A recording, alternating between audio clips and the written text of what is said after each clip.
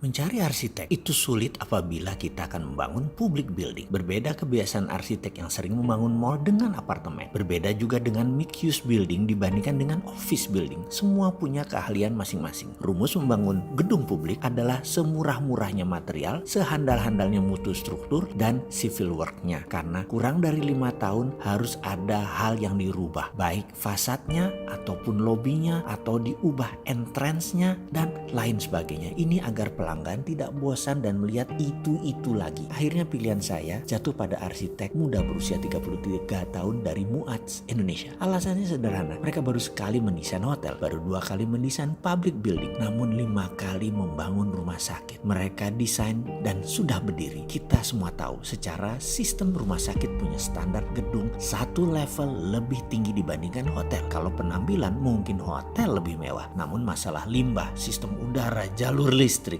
emergency, air, dan lain sebagainya, rumah sakit lebih rumit. Jadi logikanya membangun rumah sakit kita pakai untuk membangun hotel. Tower hotel jadi ringan merancangnya karena hanya sebatas fungsi flow bisnis hotelnya. Urusan STP, WDP, listrik, water system, dan lain sebagainya sang arsitek jauh lebih paham karena urusan limbah rumah sakit jauh lebih rumit dibandingkan hotel. Hari itu adalah pertemuan yang kelima dalam 2 bulan. Sudah 4 kali ganti desain bentuk bangunan. Waktu semakin mepet. Wajah tim arsitek terlihat bertekuk terus. Saya selalu ingin hal yang lebih efisien, di mana dalam jangka panjang hal itu perlu agar cost atau biaya rendah bisa tercapai. Misalnya, lebar koridor yang tadinya 150 cm diubah jadi 130 cm. Bagi saya 20 cm kali panjang gedung kali tinggi tembok adalah uang. Lalu tadinya Eternit lalu diubah pakai beton expose. Itu untuk efisiensi. Lalu menambah luasan restoran, menambah ruangan meeting. Itu adalah fungsi bisnis. Setelah pertemuan kelima dan perubahan 4 kalinya atas bentuk dan fungsi, ternyata saya masih kurang puas karena luas bangunan masih terlalu besar. Saya ingin membangun 88 kamar, gedung 4 lantai sehingga tidak memerlukan standar gedung tinggi, cukup seperti membangun ruko pondasinya. Ruang meeting harus lebih dari 500 meter untuk 400 orang dan 3 ruang meeting kecil yang kapasitasnya 100 orang. Masing-masing harus tersedia. Selagi meeting ini tiba-tiba Babe masuk. Sang Babe datang memperhatikan sekilas presentasi dan komentar. Salah ini semua. Hah, kami tersentak kaget. Kalian itu mau duit kan? Mau untung cepet kan? Mau yang pasti untung? Mau modal kecil? Mau low hanging fruit? Gampang dipetik tuh buah? Kalau mau itu semua yang kalian kerjakan, ini salah. Saya yang paling shock dengan komentar tersebut. Ruang meeting pun hening yang isinya tim arsitek dan tim manajemen saya. Tapi saya all ears. Telinga saya pasang. Saya pendengar yang baik dan saya sangat open mind. Menurut saya dia adalah orang yang sangat out of the box pemikirannya. Dimana saat itu dia datang ke kantor menanyakan apa yang sedang saya lakukan sehingga dia masuk ke ruang meeting itu. Tapi bagi saya dia masuk itu adalah bagian dari kehidupan kami yang sudah 30 tahun kami bermitra, berbisnis bareng dan menjadi mentor saya dia itu. Dia pun kemudian mengurai selama 15 menit apa yang dia maksud dengan salah dan bagaimana kalau dipakai strategi ini dan bagaimana